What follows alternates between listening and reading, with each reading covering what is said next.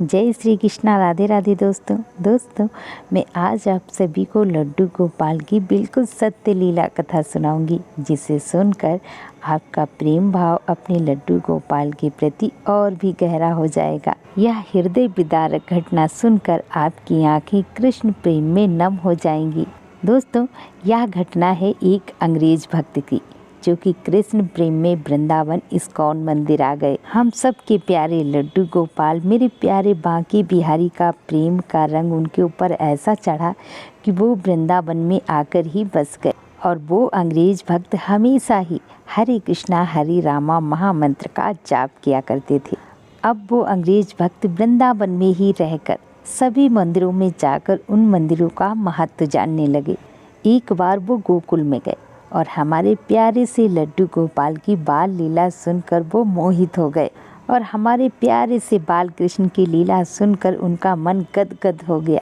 अब हमारे प्यारे से कृष्ण कन्हैया की लीलाएं उनको इतना मोहित करने लगी कि वो नित्य हमारे प्यारे से ठाकुर जी की लीलाएं सुना करते थे। कभी यूट्यूब पर, कभी अपने भक्तों के साथ बैठकर उनके श्रीमुख से ठाकुर जी की लीलाएं सुना करते थे। दोस्तों, वो अंग्रेज भक्त हमारे ठाकुर जी के प्रेम में इतने मोहित हो गए थे कि उनके नाम के बिना उनको कुछ भी अच्छा नहीं लगता था। अब उन अंग्रेज भक्त ने हमारे ठाकुर जी के इतने सारे ग्रंथ खरीद लिए कि जब भी उन्हें समय मिलता था वो उन ग्रंथों को पढ़ा करते थे। दोस्तों, धीरे धीरे उन अंग्रेज भक्त का ठाकुर जी के प्रति इतना प्रेम भाव बढ़ गया कि उन्होंने अपने ठाकुर जी के साथ एक रिश्ता जोड़ लिया। वो लड्डू गोपाल को अपना भाई मानने लगे। दोस्तों, ऐसे ही उन अंग्रेज भक्त को बहुत समय हो गया ठाकुर जी की सेवा करते करते। दोस्तों, वो अंग्रेज भक्त देश के तमाम मंदिरों में ठाकुर जी के दर्शन करते थे, लेकिन उनका कहना था कि वृंदावन धाम के जैसा कोई धाम नहीं। उनका कहना था कि वृंदावन के जैसा कहीं पर भी सुकून नहीं मिलता, किसी भी मंदिर में सुकून नहीं मिलता जो हमें वृंदावन धाम में सुकून मिलता है। दोस्तों, ऐसे ही धीरे धीरे उन अंग्रेज भक्त की उम्र बढ़ती जा रही थी। वो धीरे धीरे बूढ़े हो रहे थे। ऐसे ही वो अंग्रेज भक्त एक दिन बांके बिहारी मंदिर में बांके बिहारी के दर्शन करने के लिए गए। दर्शन करने के बाद उनको लगा कि अब मैं डेली हर रोज़ मंदिर में नहीं जा पाऊँगा, इसीलिए मैं एक छोटे से लड्डू गोपाल को ले लेता हूँ, जिससे मैं उनकी घर में सेवा भी करूँगा और उनके दर्शन भी कर पाऊँगा। अब वो अंग्रेज भक्त लड्डू गोपाल को लेकर अपने इस्कॉन मंदिर में आ गए, जिनको वो हमेशा अपने साथ रखते थे। दोस्तों, वो अंग्रेज नित्य ही हमारे ठाकुर जी की बड़े ही प्रेम भाव से सेवा करते, उनको स्नान कराते, उनका सुंदर सा श्रृंगार करते और उन्हें बढ़िया बढ़िया पकवान का भोग लगाते थे। लड्डू गोपाल को भोग लगाने के बाद वही भोग वो खुद ग्रहण करते थे। वो प्रतिदिन ठाकुर जी के सामने बैठ जाते थे और उनको सुंदर सुंदर भजन सुनाया करते थे। उनको ही उन्हीं की लीलाएं सुनाया करते थे और उनको खूब नाच नाच कर भजन कीर्तन सुनाया करते थे। दोस्तों, उस भक्त को ऐसा लगता था जैसे मैं ठाकुर जी को गा गा कर भजन सुनाता हूँ, उनके आगे नाचता हूँ, झूमता हूँ, तो ये सब देखते हुए सुनते हुए मेरे ठाकुर जी को नींद आ जाती है। मेरे भजन कीर्तन सुनते सुनते मेरे लड्डू गोपाल सो जाते हैं। एक दिन उन अंग्रेज भक्त ने अपने प्यारे से कन्हैया के लिए हलवे का प्रसाद बनाया और उस हलवे का भोग ठाकुर जी को लगाया। ठाकुर जी के सामने वो हलवा रख कर उनसे प्रार्थना की, हे प्रभु, ये प्रसाद आप ग्रहण कीजिए, और पर्दा लगा दिया। उसके बाद वो अपनी माला जाप करने लगे। 10-15 मिनट माला करने के बाद उन्होंने पर्दा हटाया, भोग को अलग रख दिया।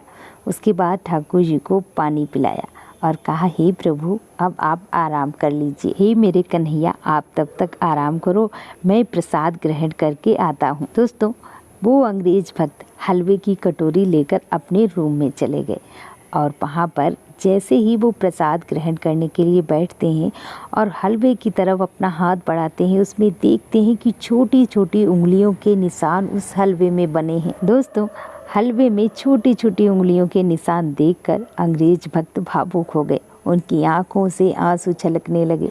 दोस्तों, रोते हुए वो अंग्रेज भक्त ठाकुर जी से प्रार्थना करने लगे कि हे ठाकुर जी, मैंने आपको कितनी बार भोग लगाया है, पर ऐसा तो मेरे साथ कभी भी नहीं हुआ। अब वो अंग्रेज भक्त ठाकुर जी को बार बार धन्यवाद करते और कहते, हे मेरे कृष्ण, आपने मुझ पापी अधर्मी के हाथ का प्रसाद ग्रहण किया है।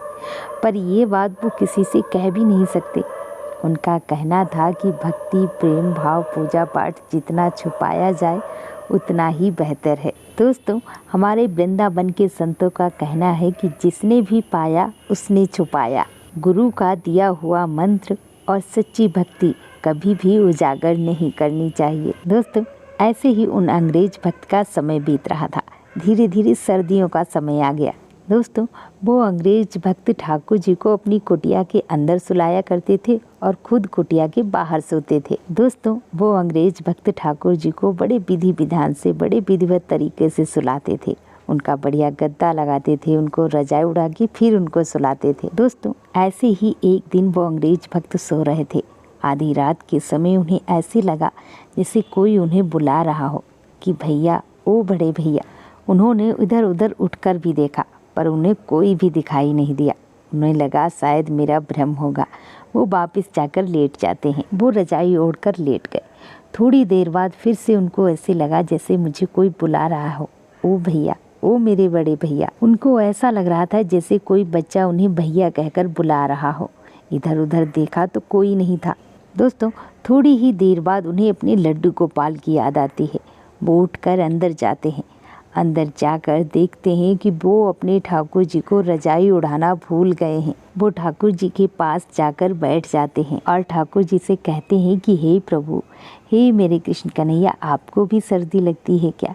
इतना कहते ही वो जैसे ही श्री विग्रह को हाथ लगाते हैं कि जैसे उन्हें लगता है कि श्री विग्रह काँप रहा हो, हमारे ठाकुर जी को ठंड लग रही हो। दोस्तों, ठंड के मारे लड्डू गोपाल की आंखों से आंसू बह रहे थे। दोस्तों, ठाकुर जी को रोता देखकर वो अंग्रेज भक्त भी फूट फूट कर रोने लगे।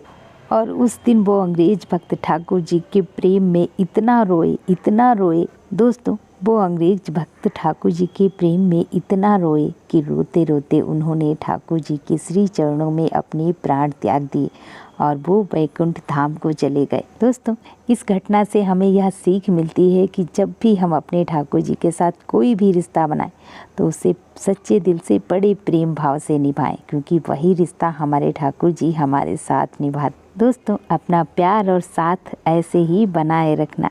तो प्रेम से बोलो लड्डू गोपाल की जय, वृंदावन बांके बिहारी लाल की जय।